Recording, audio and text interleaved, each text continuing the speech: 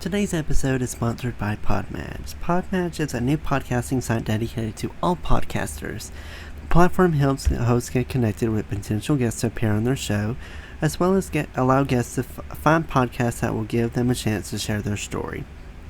Podmatch offers many tools to help organize your page. From to-do lists to episode planning to potentially appearing on a leaderboard, Podmatch has it all. The best part, you have the potential to get paid from home. And who wouldn't like to get paid by sitting at home? I like to. With an easy sign up, you can start connecting with podcasters and guests immediately.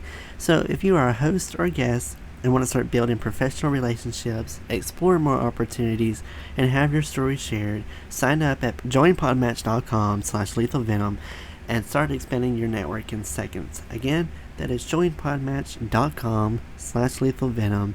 Thank you so much to Podmatch for sponsoring this episode, and now on to my interview with Mr. Paul Cram. Hello, everyone. Welcome to the Lethal Venom podcast. This is the podcast where I talk about anything I want with the honest to God truth, no lies told. And today I'm joined by Paul Cram. Paul has graced both local and national screens, sharing scenes with talents like Woody Harrelson, Cillian Murphy, and Susan Sarandon. But beyond the camera, he's a ferocious reader and a founder of the Men Who Read Book Club, boasting over 85 members since its inception in 2019. So when he's not acting or reading, Paul indulges in gardening, queer sports, and enjoying pop culture movies and shows. So he's going to join us and tell us a little bit about his background. We're just going to have a casual conversation. Paul, thank you so much for joining us today. Thanks for having me on, Noah. It's great to be here and yeah, let's talk. So if you could just tell me a little bit about yourself and a little bit of what you do. Yeah, you covered it pretty well there. I am like a character actor. I live in the Midwest. I'm in the Minneapolis, so up in the Twin Cities area. I've been acting gosh, for decades now. So I've done a lot of like little character bit parts in some big movies, but also like just tons and tons of like tiny little independent projects that have either come through town or have been made here in the Twin Cities. So I always assume that nobody knows who I am, and I think that's a good way to be because I am usually the guy that's like in a movie, like I'll die or or some tragic death or something like that. So yeah. And also I love, like you said, I'm a huge book nerd. And I can talk about books until the cows come home, as the saying goes. Um, yeah, so that's a little bit about myself. I just finished, and I'm curious if you've read this actually. I just finished Suzanne Collins' latest Hunger Games book, The Sunrise on the Reaping. I'm reading that right now. Are you reading it right? Oh, I won't. I am I won't say. I won't give away any spoilers. Well, for me, I was so done when I first read it because I was like, I wonder who's gonna live, and then I thought, no, you are so dumb. The main character's gonna win because he's in the future books and the main series.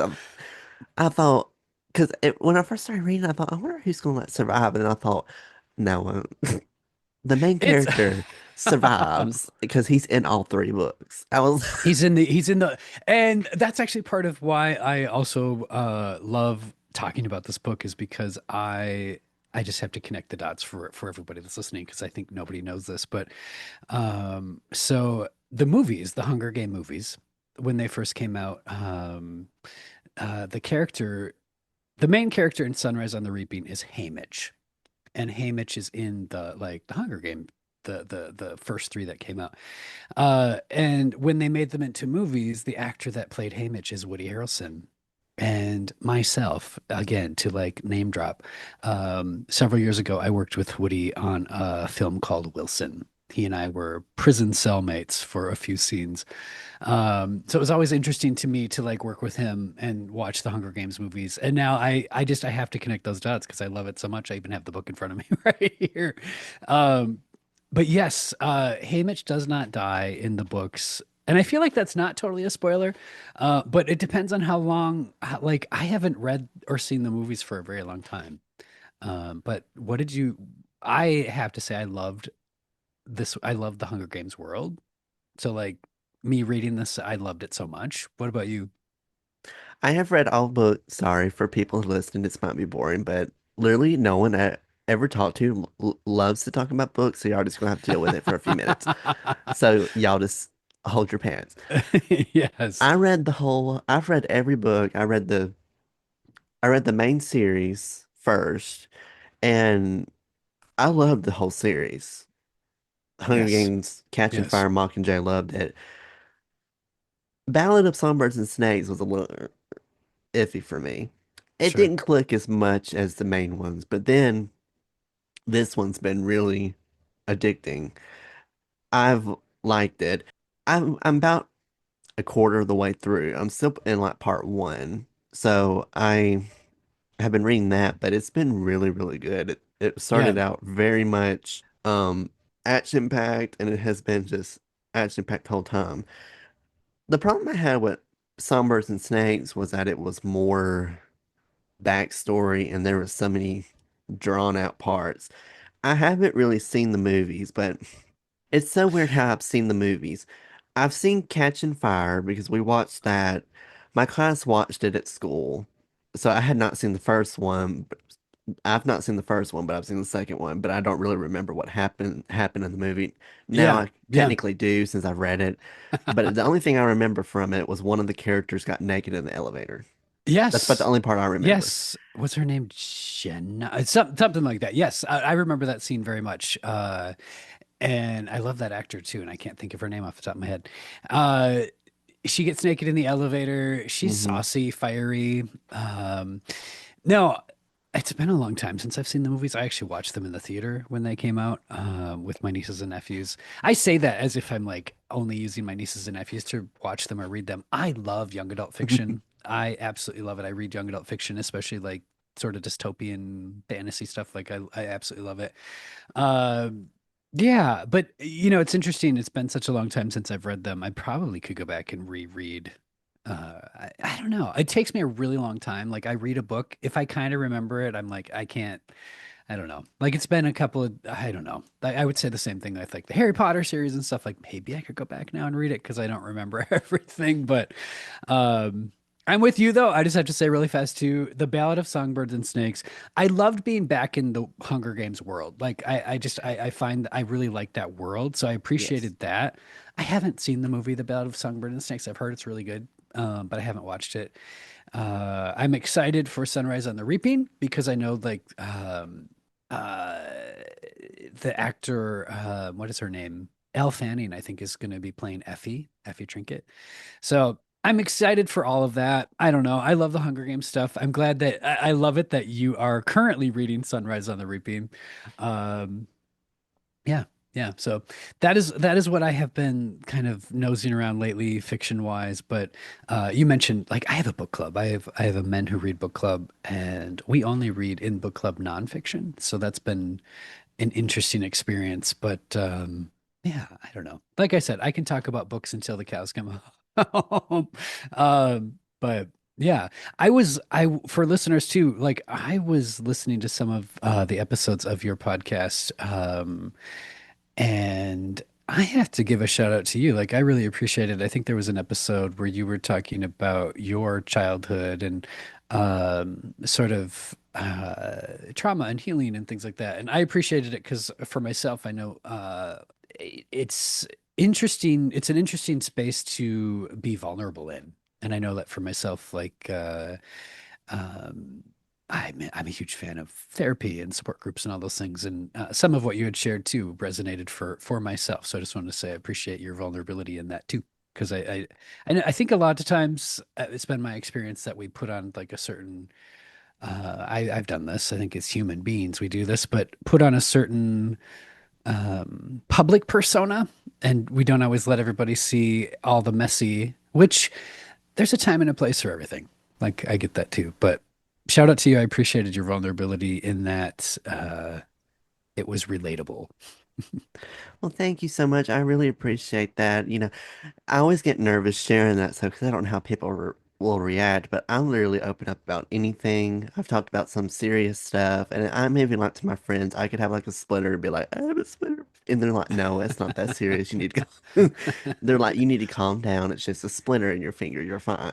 And I'd be like, "Eh," and I'm always such a drama queen when it comes to stuff like that. But yeah, that's kind of the main reason why I started the podcast was kind of to open up and be able to share stuff. Now I've talked about random things. I've talked about, personal stuff. I've talked about fun topics. I've talked about my classmates, which y'all seem to really enjoy the classmate one.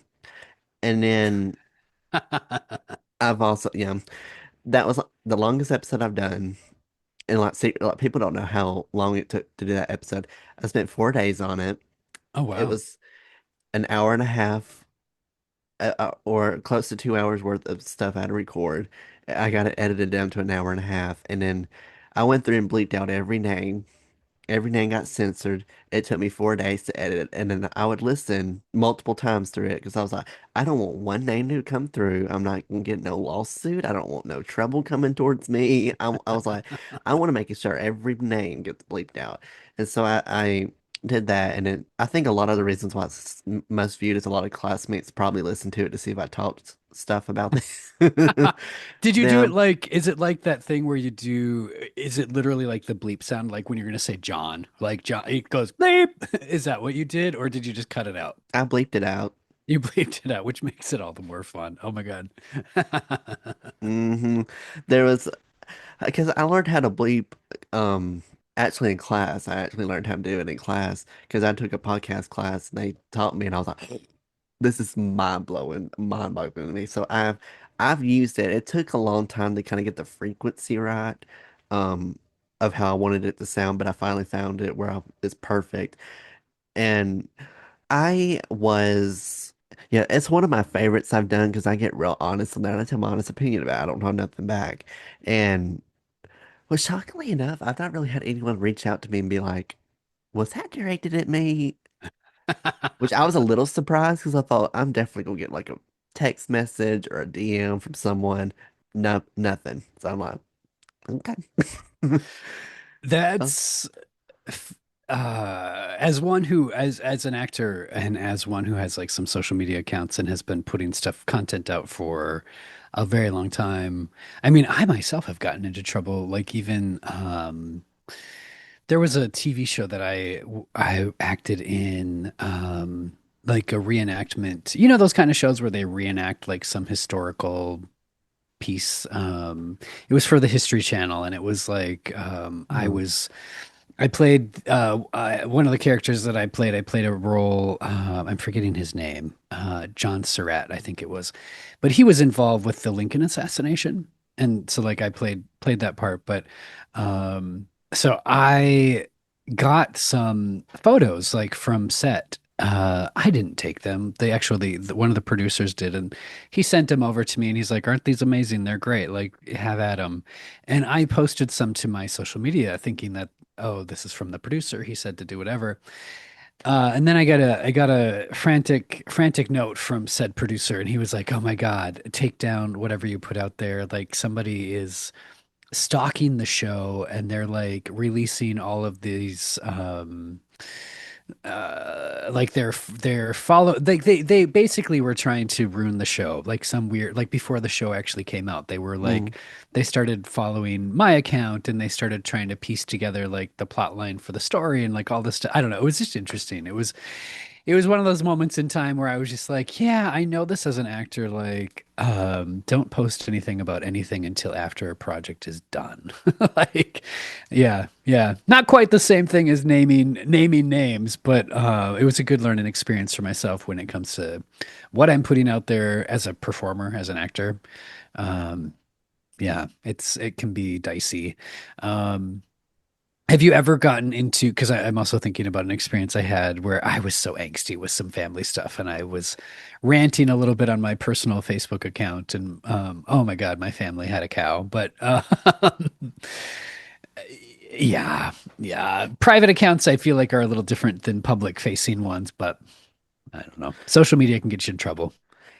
so weird for someone to. I would understand if someone stopped a show if it was like this highly anticipated show or movie that everyone's talking about. Stalking a history reenactment, really? Was like, sir. No, exactly. Where I'm just like, I mean, on one hand, I appreciate that there's people that are consuming that content and a fan, but It's I also don't like, know. I don't sir. know. There's other shows to be stalking and trying to release behind the scenes stuff of. Don't be. Who cares about the history? Like, what He in the did. world? He did. He did. He did. Uh, yeah, yeah, yeah, He was yeah. definitely a history teacher. He was a history buff of some sort or something. Yes, yes, yes. Yeah, no, and I mean on that note too, like I always appreciate I don't know, like I have stuff out there on YouTube and things like that. I've been in a lot of horror movies and things like that, and I always appreciate that fan base quite a bit. Um, Very like interactive and very like involved in comments and all that kind of stuff. And yeah, I haven't come across quite like that though. Like I said, that was kind of an odd experience for myself. But I don't know, Noah. It takes all kinds. It takes all kinds. There's history buffs. There's horror fans. There's I don't know. I'm trying to think if there's any. Um, Maybe I don't get quite that into it. I guess I'm outing myself as I'm not really one to be a stalker. I think the most stalker I've gotten is I spy on people on my Snap now, but I don't do it like 24/7. That might people Ah. think I literally do it all day. I'm like, I do it for like 2 seconds. I do not sit here on my phone stalking people where they are on the map. I don't do that all day. It's just when I'm bored and don't have nothing to do. I literally do it for 2 seconds. I'm like, I just joined Snapchat. I just joined Snap. My buddy Jay was we were at a hanging out on a Friday night and they were like, "You're not on Snapchat?" And they were showing me like some of these filters and things and I was like, "Okay, I'll sign up." I feel like there's a feature on it that I'm not sure, like, because you can see. So it sounds like you're probably way more familiar than I am with it. I am probably showing my age quite a bit with this commentary, but I don't know that I love like when you have Snapchat open and when you're looking at a message or if you're gonna start. I don't love that it kind of like their head pops up and you can tell if they're looking at it or not at the same time because I'm just like, I don't know that I want you to know that I'm looking at this right now. Like, because what if I'm super busy and I can't actually respond? You're going to see that I was looking at it. Like, I don't know. I like my autonomy just a smidge more than that, maybe. well, to make it worse is that usually when you click up in a message, it'll send a message to them saying that you're typing, even if you're not typing anything. So yeah, I've had Snap since 2016. I'm I've going to had it be since high like that. I'm going school. to be like, no, don't touch it. Don't look at it. There's a hack that you can do. Let Yeah. me, if I could show you. Hold on. Hack for me. If you are wanting to see a message and you don't want people to see it, what you can usually do, oh, you can't see it at all. I can't, Like I if mean, you, I kind of can. okay. So if you take your phone Yeah. and go to the very edge, oh crap. The edge This of is the, not the, working. uh, but it is possible. So if you're in there, if you're in your, yep, yep, yep, I'm kind of following. And you go to the edge. So if you go all the way to the left edge, Yep. you can kind of click on the phone. You're not working for me, and kind of just slide over. You can kind of Oh, I can glimpse see. at Yeah, you what they're can saying, see. Oh my and it God. actually doesn't send them a notification, and it won't say that you've read it. So there's your So, hack. so I appreciate the hack, Noah, but does this mean that you do spend all of your time on Snapchat and you are the Snap stalker? I'm just giving Well, you a I hard time. don't stalk, but No, I feel like the way that it's built to, I mean, isn't that the point and the purpose? Like, not to stalk, obviously. Stalking is horrible and it's creepy and scary, but like, I don't know. There is something to the fact that I don't know. Yeah. Snapchat's people think fun. I'm crazy because this is actually the second account I have because my old one got deleted. Yeah. And I had that one for years and years. I had that since freshman year of high school from 2016 till beginning of last year I had that account. And so this one's new, but on that old one I had like 500 snaps a day. It got, I know people don't think I'm crazy. My roommates think I'm crazy because I had 500 snaps. But listen, I opened up every single snap and I would text back every single person. And it kills me when people said, "Oh, I have so many snaps to go through. It's gonna take me forever." And it's like 90. I'm like, And you're like, well, You better let me sit down. I'll be let like, I had me let me show 500 you at one mine. point. Yes. I had 500 and I answered back every single person. I'm like, I don't want to hear it. Oh I my do not God. want to hear it. I Yeah, I'm such a huge snap. It's like my main form of communication. I use it for everything, and this, I've just been. I first got into it because my classmates in middle school were on it, and I was really fascinated by it. So I just Yes. finally freshman year of Yes. high school downloaded it on my phone, and I was lost. I did not know how to work it. I was confused. I didn't quite get or understand how to work it, but. It took probably a week or two, but then I finally got the hang of it, and I was like, I'm on here. So yeah, I've had it for I've been using it almost 10 years now. So Yeah. I've got experience. I've got the experience in me. I've used that, but I've always been a huge social media buff. I've been a fan of social media for, it's always interesting to me to see, I used to, I used to be very active on Twitter, which is now X, and uh, it seems like I'm more active now on like Instagram, and now I'm dabbling my toes in Snapchat, and I'm hearing a lot of friends are like, "Come to Blue Sky," and I'm like, I don't know, you guys, like let's just. It's interesting. It's interesting how everything kind of sort of shifts and changes, especially over time.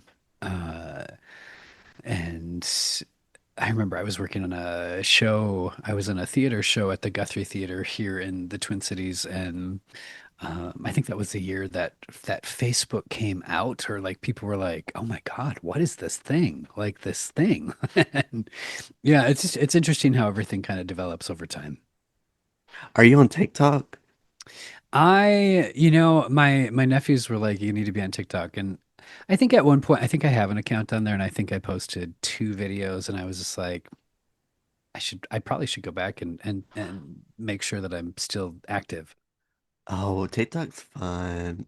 Yeah. My mom was so against TikTok because she thought it was so inappropriate, and I secretly downloaded it without her knowing. And I would post some videos on there. I remember my senior year of high school, and I don't know if every high school's like this. It seems like every time I tell this story, people are like, "What is that?" So my um every year the seniors at my high school would do something called senior skits. And it was something where all the seniors from all the classes would from each class would perform a skit at a pep rally. And for that year, my homeroom did TikTok. It was like popular TikTok trends. We did popular skits. We did dances. It was a lot of dances. We did a lot of trends, and so that's kind of how I got introduced to TikTok, which I had known it before, but I downloaded it mainly and posted a video of me doing a dance that I was assigned to do, and it's so so bad. And then Was it so bad it was good? mm, maybe to Maybe. some people, but to me it was just like Okay. because my facial expression is just that the whole time. I have to have my tongue out for some reason. That's my like focus face for some reason. It's so bad, but it's still on there. I think the sound got taken off because when TikTok had that huge copyright thing with all the music, when all the Yeah. songs and music artists couldn't be on there anymore due to a expiration thing. I think a sound that was on there got deleted, but. Yeah, I've been on there and I basically posted during the pandemic a lot at night, just like at 11 or midnight. I would just post TikToks and I had one blow up overnight. It was like one that had over 1 million views. It was so Love crazy. that. That's so And all fun. it was me, those trends where you put a finger down for a song. That was all it was. thought, really? I thought, really? And it was You're it like, was just like this is throwback the one. songs. I thought, Love it. okay. So I All went right. viral for that, and I've had it since 20 I've had it since 2019, but I didn't really start posting until 2020. Sure. And I've been on Sure. there. Oh, TikTok is so fun. It's crazy now, all this AI stuff that goes on. I'm not kidding you. On my For You page, there was the first video I saw when I opened my For You page one night was an AI Bigfoot that was ratchet. I thought, Yeah. what is happening to my For You page? I thought it was an animation, and I thought, which I also thought it was someone dressed up as it, because there's some people on there that do. There's one account on there that I think it's a woman. She goes on there and dances. She's a huge dancing Bigfoot on there. She dances up, has like she wears pink, something like a pink bow, and she does some I dances out in think the I middle of might the have even, woods. I think I've seen some of that. I think she may have made her way over to Instagram too. Like, I feel like I may have seen some of these. Yeah. And so I thought it was just like a person that was dressing up as it and was doing it.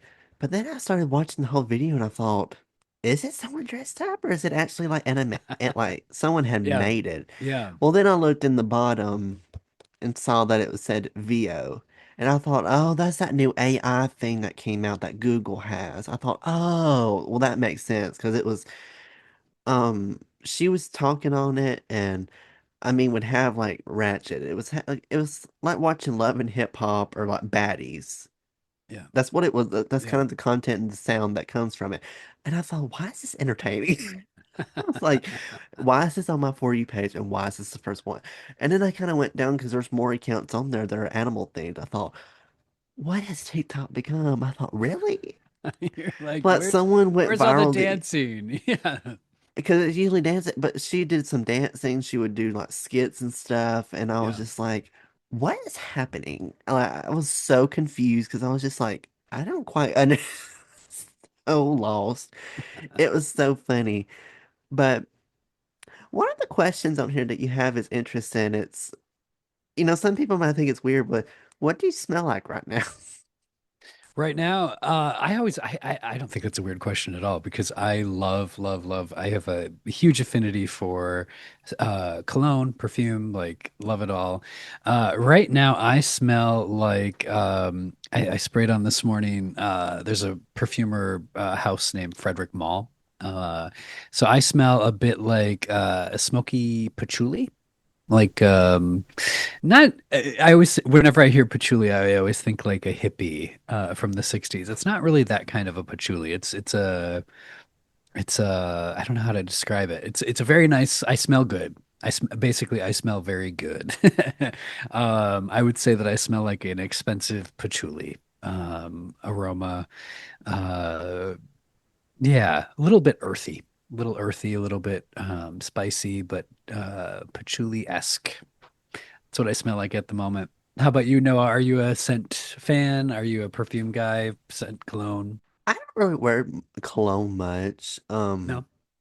This I have a thing with the smell. I've had a lot of bad experiences with smell. I remember one time I was on our transit bus to go to class, and I was just recovering from getting sick. I had Yep. this really bad cough, Yep. and anything set it off. Well, I was sitting in the back of the bus because I didn't want to. I was sitting in the back corner, and I kid you not, someone sat close to me with cologne or perfume on, and Yep. my cough was like as the cough had entered the room, I was coughing my head off. I thought, "Oh God, please no!" And I was trying so hard not to cough. I was dying the whole way from Mm-hmm. on the bus all the way to class. And after I got off the bus, I was like, "Oh my God," because I was fine until I smelt it and could just. I Yep. felt, oh, and then one time I was driving, and there was a car in front of me that had, I think it was two girls and a guy was in the car, and all I could see in front of me was a perfume bottle going squirt, squirt, squirt, squirt, squirt, squirt. I thought, oh my Lord, my lungs were starting to quiver. I thought, oh my Lord, Yep. You're like, here we go. I thought you couldn't pay me enough to be in that car. I mean, they were just pumping it, squeezing it, spraying it. I thought, oh. My God, I would No, be no, dying in there. I would be dying in there too. And I like cologne and perfume and fragrance. I do have to say I can relate to you so hard on if I am not feeling super great, especially if I'm a little bit, maybe not so much like a cold, but like if I'm a little nauseous or you get like the flu, you might get a little dizzy or something like that. Any scent, nope. Hell to the no. No, no, no, no, no, no, no. I'm not wearing fragrance. If I'm around people that are wearing fragrance, I feel like I'm going to throw up. Like Mm, it is, no, no, no. So I can so relate to you on that. I also am very aware of, I think a lot of people that, I think there's a lot of people like me, maybe, but like some of the fragrance groups that I'm like the Reddit groups and some of that. I feel like people are fairly, if you're into fragrance a lot, you're very aware of like, I would never get into a car and like spray myself with 20 squirt. Like, oh my God, like the whole entire car is going to clear out. Like, no. But even if I'm like gonna be in a public space, I'm not, unless it's like a club or something like that, like I'm not gonna douse myself with some of the loudest fragrances out there. I have to say, like generally right now, like I have a lot of perfume and cologne and stuff like that, but most of it is what I would call a little bit quieter. It's not Axe body spray up to 100 concentration. I'm not it's not loud. I'm not a huge fan of that because I think it's easy to give people headaches.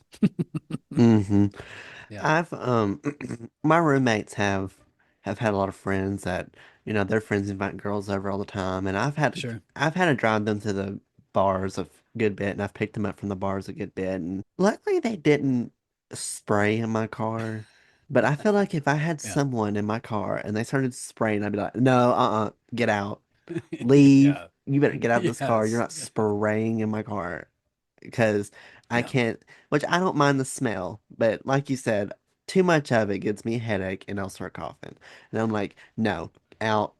You're not going to spray that in here. If they sprayed one or two pumps, I'd be fine with it. But if it was just like continuous, I'd be like, okay, you're going to choke everything in here. Right. Everything's dying in here. Stop. as they're as Still they're spraying. giving the as they're just As spraying they're it all squirting over that the damn place. bottle. Yes, yes, yes. I was just working on a film set actually. Oh gosh, I would have been that guy. I would have been that guy because I worked on an overnight shoot and it was so hot. And I don't know why I didn't think of this, Noah, but I should have brought deodorant with me. It was so hot. It was like over 80 degrees and I was like my character's dancing on top of some tables and like moving around all over the place. And the woman that was playing my wife, I felt so bad. I was like, I am so sorry. Like I am so sticky and sweaty and gross and we're working overnight and I know that I do not smell great. Would I have gone into the bath? But I wouldn't have done it in front of I wouldn't have been like spraying myself. Woo. Like I would have maybe gone into the bathroom and like been like, I don't know, is this Mhm. helping? You know what I mean? But even that could have been too much too. I don't know. I don't know. I should have just brought in more deodorant on that set, but live and learn, I guess. Lord, dancing on a table. That'd just be disaster for me. I did not say I was dancing well. I just said I was dancing on a table and it was fun. But yeah, I just know myself. I would have fallen off the table. I did not fall off of the table, Because fortunately. I'm so Fortunately, yeah. klutzy. Like, I could like misfoot and misplace my steps and just be in the floor on the floor. I'm like, just keep that in the movie. Just keep it in the movie. It'll be fine. I Um, love it. for Nice to people that chat with want you. to keep up with you and find you online and have your social media accounts, where all can they find you? Easiest place to find me, you can see it from my little promo screen there, but it's just iampaulcram.com. It's my website. People can check out I mean I have everything on there. People can go there. You can see some of the films I've been in, some of the audiobooks work I've done, some short films, all that kind of stuff. So that's like probably the best launching point to find all of my stuff. And I think my socials are on there. If they're not, I'll bop them on there here in the next couple of days or something so people can easily find me. Like we said, I'm not on TikTok. I am on Instagram, but I'm also on YouTube and all those places. But I am paulcram.com is probably the easiest. And I will, as I always do, put all of his social media and his website in the description box. So all of his links will be there for you to refer back to. Paul, I appreciate you so much for joining me today, and thank you so much for just having a casual conversation with me. Absolutely. I appreciate it, Noah. And I'm going to go check out TikTok. You better. As always, you can also find the podcast wherever you get your podcasts from. I'm available on Apple Podcasts as well as Spotify, Amazon Music, iHeartRadio, YouTube, and Pandora. The podcast is available wherever you get your podcasts from. It's on all other platforms as well, so feel free to go check that out if you would like to keep updated about when new episodes are released. You can also follow me on social media. Instagram and TikTok, it is Lethal Venom Podcast for those. And then on my Facebook, Twitter, and YouTube, it is Noah's Podcast. On all the social media platforms, I post teasers, trailers, as well as other behind the scenes stuff, as well as updates on information about the podcast. So feel free to check those out on there if you would like to as well. Again, thank you so much to Paul for joining me on today's episode of Lethal Venom. Appreciate you guys so much for tuning in and listening in.